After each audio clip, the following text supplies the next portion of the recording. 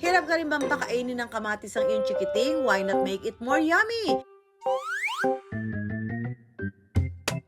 Candy na mas pina-healthy, pwede with kamatis candy. Yan ang pauso ng ka-wonder natin na si Mereny. Bata pa lang daw kasi siya, malapit na sa puso niya ang kamatis. Nung bata pa po ako na nagpa-farm po yung papa ko, hanggang sa nung nag-asawa na po ako, yung napangasawa ko po is farmer. Ang tinatanim niya, kamatis. Ang pagtatanim daw ng mga gulay at kamatis ang pangunahing ikinabubuhay ng kanilang pamilya.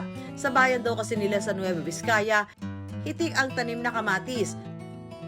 Mostly po is kamatis talaga yung number one na ina-export po ng Nueva Vizcaya. Tapos binibili po ng buyer, tapos pinupunta po sa Manila. Pero nito raw nakaraang buwan nang dahil sa El Nino, ang ilang lugar daw na naapektuhan nito hindi nakapag-ani. Dahilan ng pagmahal ng presyo ng kamatis sa merkado. Pero ayon kay Mereny, minsan lang daw ito mangyari. Dahil madalas, bagsak ang presyo nito o di kaya ay nagkakaroon ng oversupply. Ang kamatis po pag nasa malamig na temperatura is red po. Reddish po yung, maganda po yung pagkakahinog ng kamatis. Malalaki pa. Nasa taas kami ng bundok ngayon kasi dito namin mas pinipiling tinatanim yung mga kamatis namin kasi yung mas malamig na temperature ng weather, dun mas nagiging mabunga yung kamatis. Dahil sa kanyang love and hate relationship sa kamatis, naisipan niyang gawin ito mas kapaki-pakinabang.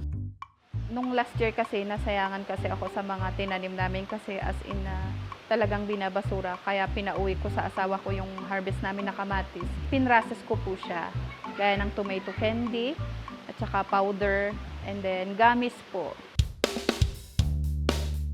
Kaya naman tuturuan tayo ni Mereny kung paano gumawa ng tomato candy na perfect daw sa mga chikiting na mahilig sa sweets. Kailangan natin ng sugar at asin. Siyempre, ang gintong kamatis. Pag ready na hiwain ng kamatis at ang tip ni Mereny, Kailangan natin tanggalin yung buto para hindi siya watery.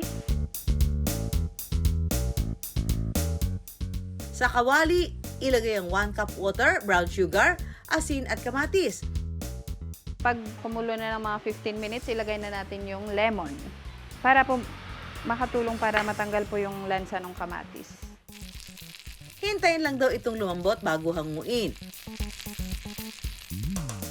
Hello mga ka-wonder, pwede na nating ibilad ang ating tomato candy.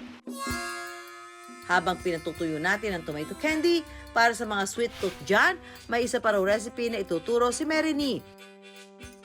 So next na gawin natin ay tomato jam. So same ingredients din siya, pero bigyan natin ng konting twist. Dito, kailangan durug-durugin ang kamatis. Pakuluan at kapag natuyo at lumapot, meron ka ng kamatis jam. Ilabas na ang tinapay. Ang kanyang tomato recipe, hindi pa raw niya nasusubukang ibenta online. Wala raw kasing signal sa kanilang lugar. Kaya naman ipinatitikim na lang niya ito sa kanyang mga kapitbahay at sa mga bata sa kanilang lugar.